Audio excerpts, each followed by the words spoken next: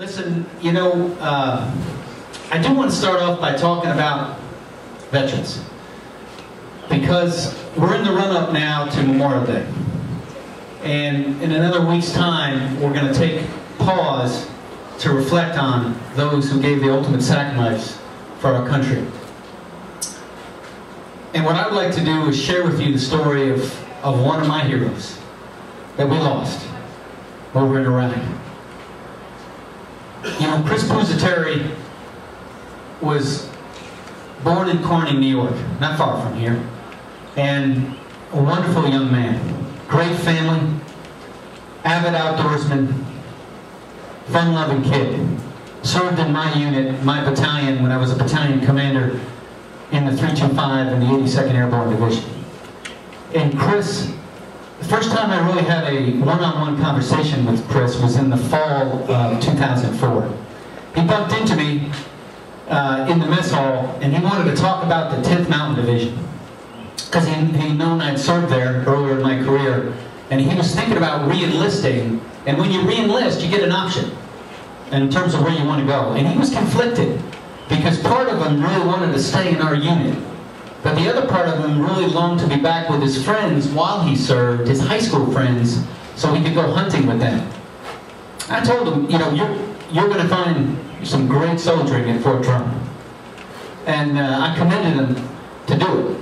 And so he did. He re-enlisted to go to Fort Drum. But then what happened about 5 weeks later is our unit was alerted to deploy to Iraq.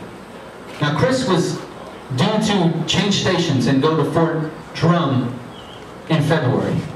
But he approached his chain of command, and he asked to delay those orders. He said, if my brothers are going to war, I need to be with them. And so we altered his orders, and he went with us. You know, Chris, I can't adequately describe what a selfless guy this guy was. But I will tell you that his last day on earth, I think, is indicative of the way he lived his life every day. You know, Chris, at the moment, this was the 16th of February 2005. We were engaged in very intense combat for several weeks with an Al-Qaeda cell that was trying to gain dominance in Mosul, Iraq. And they were known for drive-by shootings and IEDs. And on this particular day, you know, Chris had just finished a long tour of duty overnight, and he was resting in his sleeping bag when a hellacious gunfight broke out. Chris came to, he put on his full battle rattle, and he moved into position to augment and to reinforce his buddies. And in that gunfire exchange, an armor-piercing incendiary round, an API round, came through the cement, hit the butt of his weapon, and exploded. The fragments then came through into his chin and made it to the back where his brain was. We did everything we could to save Chris Gibson. His brain was swelling, and we lost him on that day.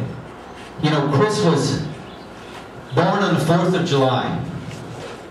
You know, and I will tell you that's fitting, because that guy was red, white, and blue to the core. And I want to share that story with you, because that's a story that always stays very close to my heart.